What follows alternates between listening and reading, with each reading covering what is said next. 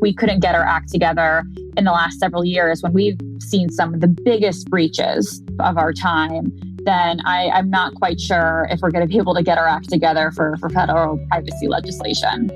Hello, everyone, and welcome to Caveat, the CyberWire's privacy, surveillance, law, and policy podcast. I'm Dave Bittner, and joining me is my co-host Ben Yelin from the University of Maryland Center for Health and Homeland Security. Hello, Ben. Hello, Dave. On this week's show, Ben looks at potential reactions from the Biden White House to the SolarWinds hack. I look at growing momentum behind a Google antitrust suit. And later in the show, my conversation with Heather Fetterman from Big ID on the impact of Virginia's new Consumer Data Protection Act. While this show covers legal topics and Ben is a lawyer, the views expressed do not constitute legal advice. For official legal advice on any of the topics we cover, please contact your attorney.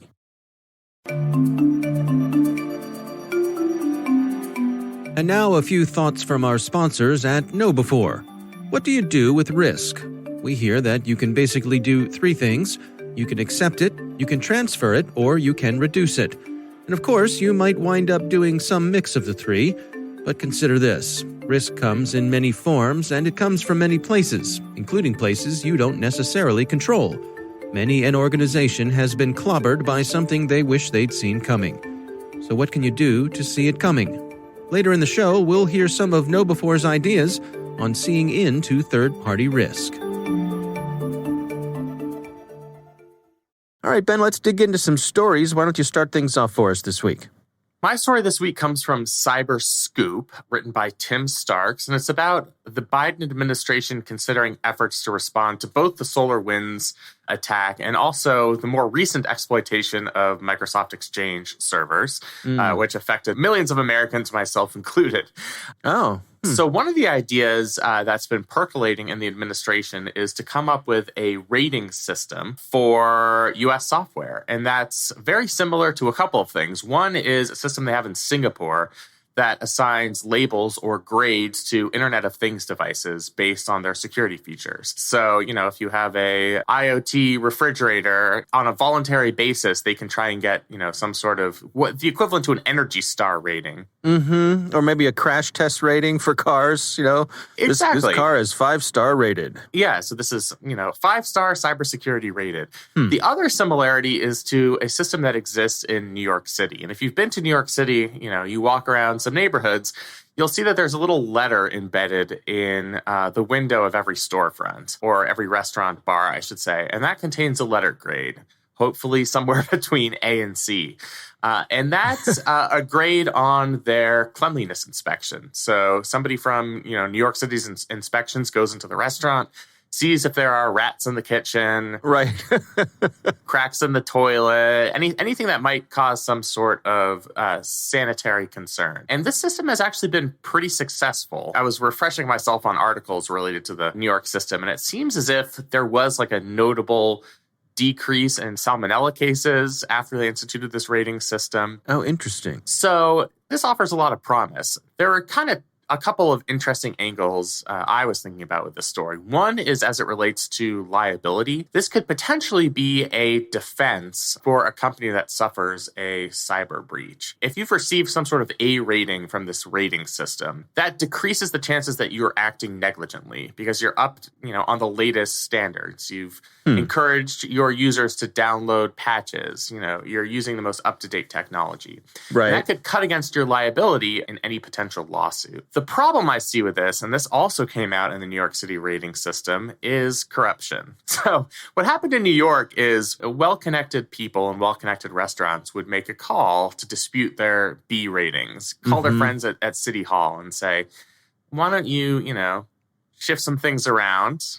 Come on out and have a second look at our restaurant. Yeah, exactly.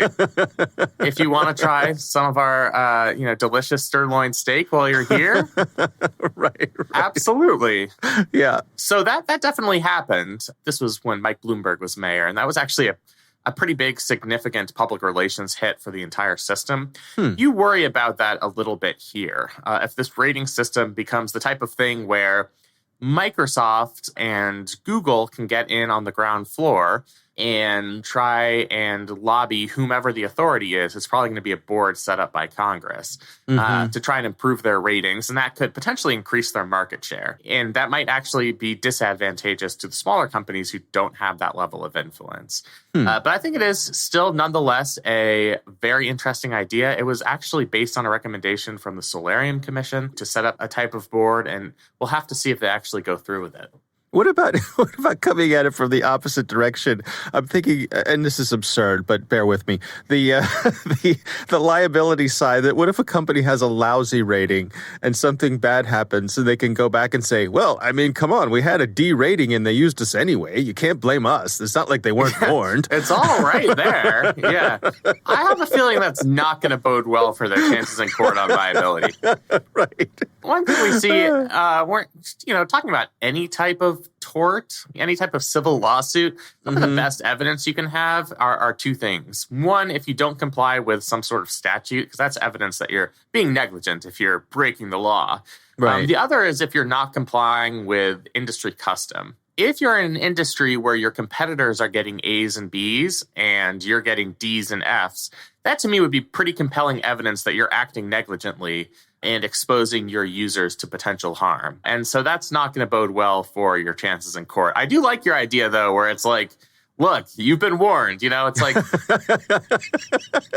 I don't know about you, Dave, but I've been to a lot of hole-in-the-wall restaurants where, let's just say, the sanitation conditions on first glance aren't what we would interpret as probably having an A rating. Right. Those places sometimes have great food. Right, exactly. They're legendary in the neighborhood. Like, you cannot miss the the cheesesteak subs in this hole-in-the-wall place, where the floor is covered in dust. And yeah. Right, exactly. They're feeding as many cockroaches as customers. But one of my favorite restaurants in San Francisco, unfortunately, closed. It was that exact type of place, and it closed down for this exact reason. Maybe they were cutting corners with their sanitation practices to make their food taste better, which it did. But to try and center it back on what we're talking about here, I mean, I don't think it's out of the question that you could kind of see that type of process play out as it comes to cybersecurity. I mean, probably a lot of the most innovative products online, especially from startups, are going to be less concerned about security features, especially if bringing yourself up to standards might cut against your bottom line. Right. And so this maybe provides an extra incentive. Get that rating. Show your customers that you are responsible, that you are interested in protecting the data of your consumers, and it might be advantageous to both you as a company and the consumer. Yeah, it's an interesting combination of carrot and stick, isn't it? Because if you do well, it's a carrot to incentivize you to do well. But if you don't do well, you have that stick on the other side publicly shaming you for not doing better. That scarlet F on your forehead. I also think there's a big difference as to whether it's voluntary, like the Singapore IoT system, or if it's mandatory. I think voluntary could be a good place to start, because then you're really only offering the carrots and not the sticks, because you're giving people potentially incentive to voluntarily get involved with this system. I think where you'd start to see industry opposition is if it became mandatory. Then you really have to worry about the structure of the National Cybersecurity Certification and Labeling Authority, as it would be called under the proposal of the Solarium Commission. Kind of like a Cyber Better Business Bureau, right? Yeah, exactly. Yeah. And we know very little about how that commission would be set up. I mean, I would be worried if it were members of Congress, to be honest, or was under the authority of members of Congress. But any sort of nonpartisan authority with technical expertise, this could be a promising idea. All right, that's interesting. I guess time will tell. We'll see if that gets any traction. Interesting story. My story this week comes from The Verge, article from Addie Robertson and Russell Brandom, and it's titled, Google Antitrust Suit Takes Aim at Chrome's Privacy Sandbox. The subtitle here is, Google is trying to hide its true intentions behind a pretext of privacy, say prosecutors. This is an interesting story here, Ben. You've got 15 attorneys general. I always say that wrong. I don't know why I want to say you got it right generals. that time. So I know. I'm proud of you. 15 attorneys general. It doesn't sound right, even though it is right. Correct. They're being led by Texas, and they updated a complaint about Google with some more details on the case that they've made against Google. And basically what this is coming down to is that they think that Google is taking unfair advantage of their market position with the Chrome browser, and that some recent privacy updates to Chrome, which includes sort of deprecating the use of cookies and some of the tracking mechanisms that the ad industry uses online, Google, in exchange for that, is implementing what they're calling a privacy sandbox. Now, as you and I know, putting a name on something doesn't mean that that's what that thing is. Sandbox sounds so nice and peaceful. Well, the Patriot Act. Yeah. Exactly. Yeah. Who doesn't like a sandbox? Right, exactly. Who doesn't want to be a patriot? Mm-hmm. So what these attorneys general are making the case is that what this privacy sandbox from Google will actually do is strengthen Google's position in the market. And I suppose what they're claiming is more and more seeming like a monopoly position in the market, where if people want to do targeted advertising, the easiest way to do it is going to be to go through Google, which means Google profits from that. Google is saying, no. This is all in an attempt to make it easier for people to protect their privacy.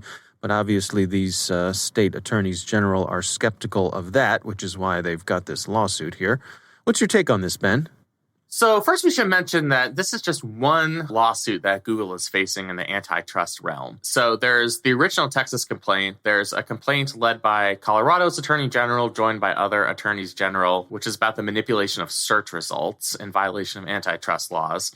And then there's a Department of Justice investigation, which we've referenced on this podcast. It seemed to me prior to this that the Texas complaint was perhaps the least high profile, and this might increase its profile. So, as you said, 15 other states have joined this amended lawsuit, and they're basically accusing Google of walling off an entire portion of the internet that consumers can access through Google Chrome's browser. So, when other browsers block cookies, as other browsers have done, to augment, privacy protections for their consumers, that's not seen as an antitrust practice because the walling off that they're doing is different since they're not controlling the marketplace for browsers or for search engines. But when we're talking about Google Chrome, they have such a large market share that Google's plan and their privacy box technology would require advertisers to use Google as the middleman, and it would make Google's advertising system more attractive. And so this, to me, has merit. If Google is going to be the middleman in this scenario, and the point of entry for advertisers is going to try and navigate this privacy box system, then that is an anti-competitive practice. And I think it was wise of these attorneys general to amend their lawsuit to include this. It's one of those things that Google probably thought they were going to get away with it because people like privacy. And this is something that augments user privacy, whether it's a antitrust concern or not. But some activists out there, including the Electronic Frontier Foundation, have seen through this. And they've criticized some of what Google's been doing as being self-serving. And so this is the first time that beyond activists, we've seen that position being taken by public officials at the state level. So it's really interesting. I'm curious to see how this is going to be received in court. Now, from an antitrust point of view, is this a situation where, for example, if Google spun off the team who makes Chrome, made that an independent company, or sold it off or whatever, so that it wasn't shackled to the advertising part of Google, right? Those two aren't communicating with each other, presumably behind the scenes, in the best interest of the larger company. Could that be a solution? Could that be a remedy that the government would seek? Potentially. There are a lot of problems with that because you can manipulate, your corporate structure in such a way where maybe they're technically not part of the Google family anymore, but the profits filter up to Google. It's one of those things where, you'd really have to ensure some type of independence. I think what you're getting at is it's not the action itself that's necessarily the antitrust violation.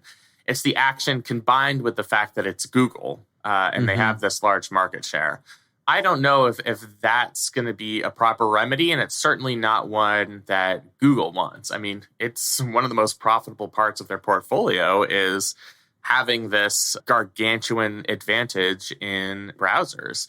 Everybody uses Google Chrome. So, I don't think that that's something that they're going to give up as willingly. Yeah.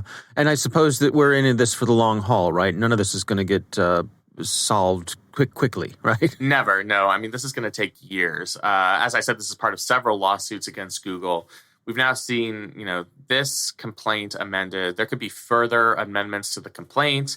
Google's going to file their answer at some point. We've already gotten a hint as to what they're going to say in their answer, which is that the attorneys general here are mischaracterizing their business and mischaracterizing the privacy sandbox. And so we'll see exactly what their argument is there.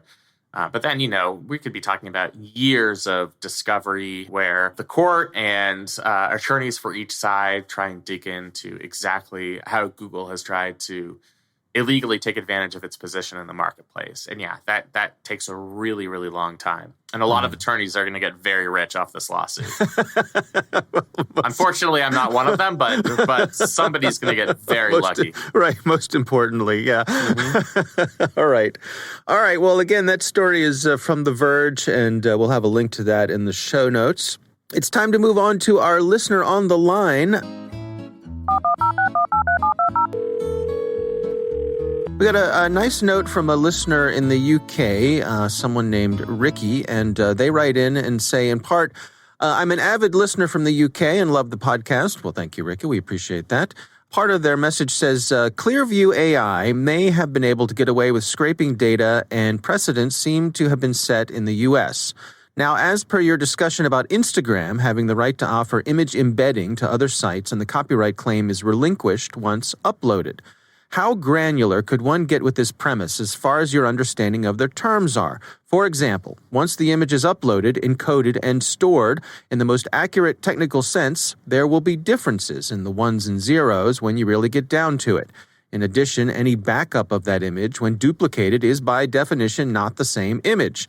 Are there arguments to be made there, or is this one of those situations where lawyers can dance around that like the ship of Theseus thought experiment? I have to admit, I was not familiar with that metaphor. Let's dig into that. So before I ask you for a actual informed legal opinion on this, I will pontificate from my position of ignorance. Always a good idea. It's what I do best. So to me, what we're getting at here is kind of like, let's say you make a painting, right? A beautiful painting, and you have copyright of that painting, and I take a picture of that painting. I'm not allowed to go around and sell my pictures of your painting and say, well, this isn't the original painting. This is just pictures of the painting. This is different from there's no paint in my photos of this painting. I'm printing this on my inkjet printer, and so it's a totally different thing. Well, if it's the same image, I would suspect if I went in front of a judge, they would say, yeah, it's the same image. Knock it off, right? Yes. Is that what we're getting here? It's really a spectrum. It's not a hard and fast rule. You are more likely to survive a copyright claim if there's some sort of transformative use involved. So if you're using that picture and altering it in a way that it changes its creative meaning, potentially as like a satire or some sort of public commentary, then, you might be exempt from a copyright claim under fair use.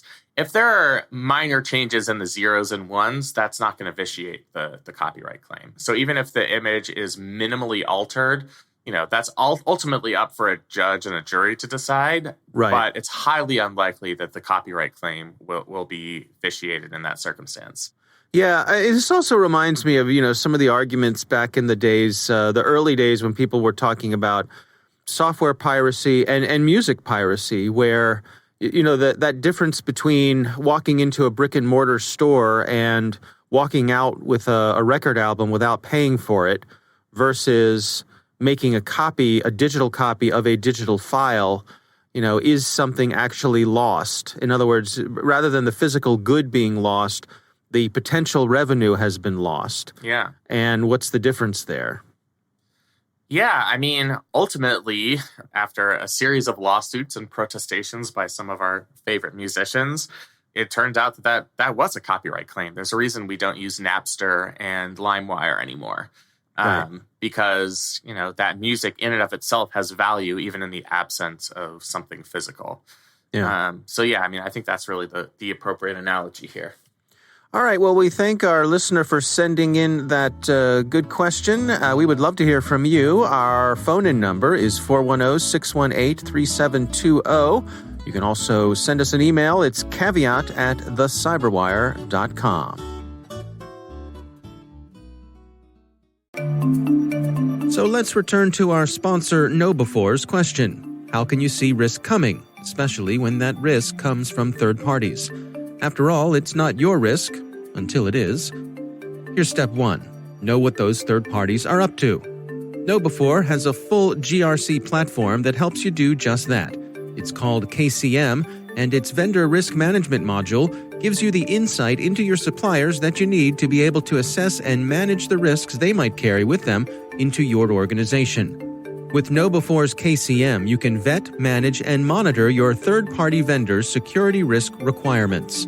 You'll not only be able to pre-qualify the risk, you'll be able to keep track of that risk as your business relationship evolves. KnowBefore's standard templates are easy to use, and they give you a consistent, equitable way of understanding risk across your entire supply chain. And as always, you'll get this in an effective automated platform that you'll see in a single pane of glass. You'll manage risk twice as fast at half the cost.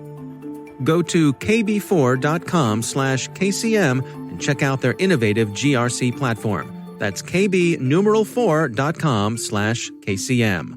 Request a demo and see how you can get audits done at half the cost in half the time. And we thank KnowBefore for sponsoring our show.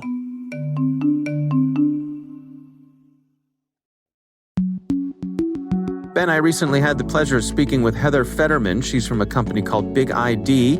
And our discussion centered on the impacts of Virginia's new Consumer Data Protection Act. Here's my conversation with Heather Fetterman.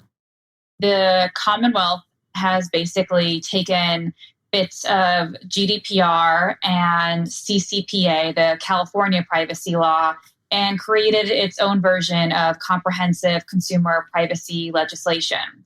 So some of the similarities you might see here are certain data subject rights or consumer rights. There's also now requirements to do risk assessments for any highly sensitive data processing activities. The Attorney General has the ability to enforce the law. And there's also a category for sensitive data as well, and specific rights that have to be acted out for that as well.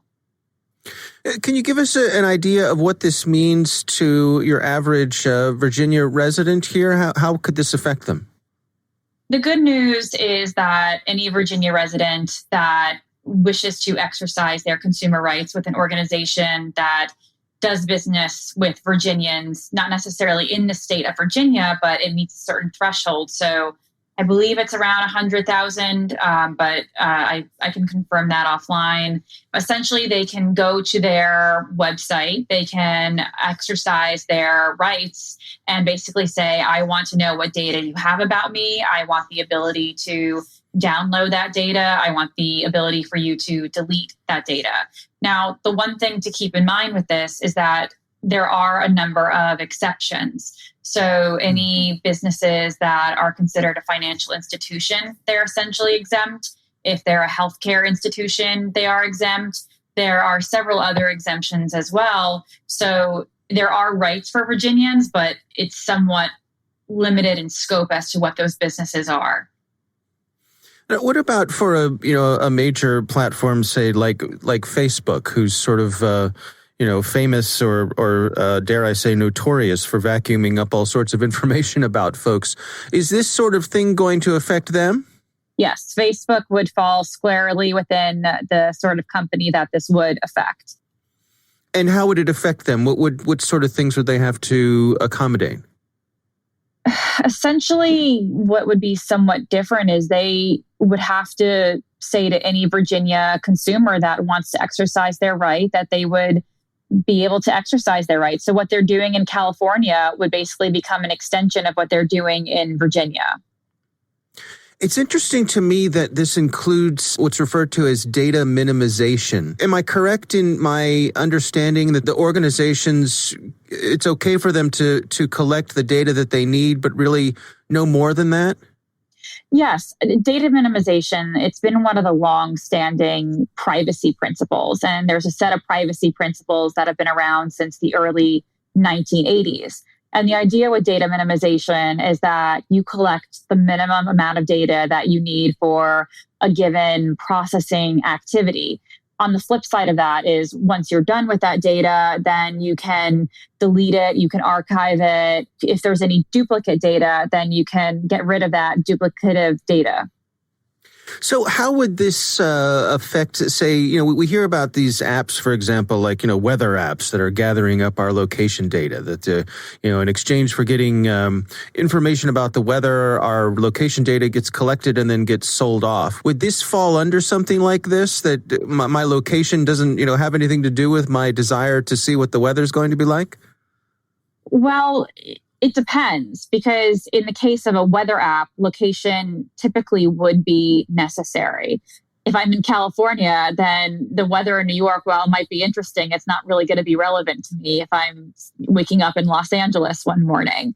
Does the weather app need to know my advertising identifier? Do they need to know all of my contacts?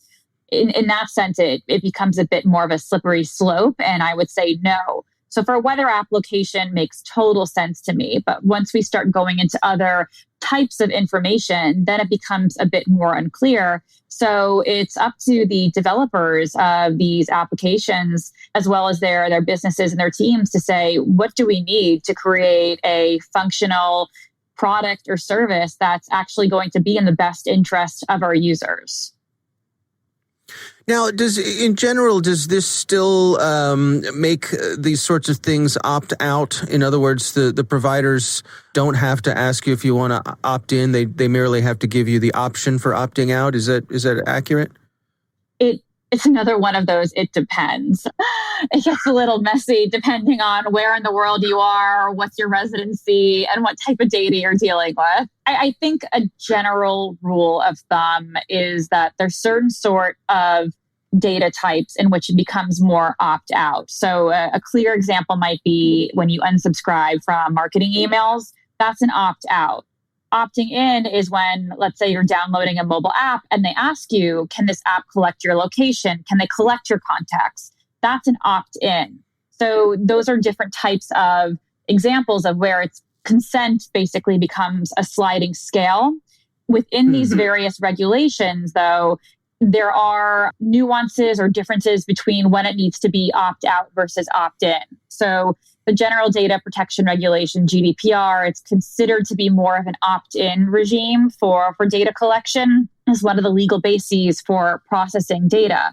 However, with the California's CCPA, that's opting out. So opting out of sharing information, opting out of the sale of information, choosing to say in the new version of coming out in California, I want to limit the disclosure of this information, of sensitive data. And Virginia is somewhat similar in that it's also opt out of wanting to opt out of the sale or sharing of that sort of information. Are there any significant ways that Virginia's law is different from, say, California's? Are there any ways that they've taken their own path here? In the United States, we have a very sector-specific approach to privacy regulation. That's how it's been for, let's say, the last few decades. There are specific laws around financial data. There's specific laws around healthcare data and children's data, and et cetera. California basically said, okay, so if you are going to be dealing with financial data that's going to fall under this financial law, then this financial data is not going to be regulated by this privacy law. However, anything that falls outside the scope of financial data for purposes under this law, we have jurisdiction to regulate this. You're on the hook for this law. Virginia took a different approach, and they basically said, well, any financial organization that is subject to this law, that they don't they basically are out of scope for this law. So they don't have to worry. I don't know if the right way is to say they don't have to worry about it, because as a financial institution, I would still be wondering what's going to be coming down the pipeline from other state regulations. But that's one key difference that I've actually really seen and was frankly surprised by as well. Now, this made its way through Virginia's House and Senate pretty quickly. Was there broad bipartisan support for it? Yes. I mean, frankly, I was surprised by the speed at which this got through, considering privacy practitioners have had their eyes on Washington for years now of seeing if something would pass there. And here, this, as you said, it went through within 3 weeks. There was pretty much bipartisan support. It seemed that the big sticking points that typically hold up privacy laws were already squared away. And one of those is typically around a private right of action, so the ability for an individual to sue.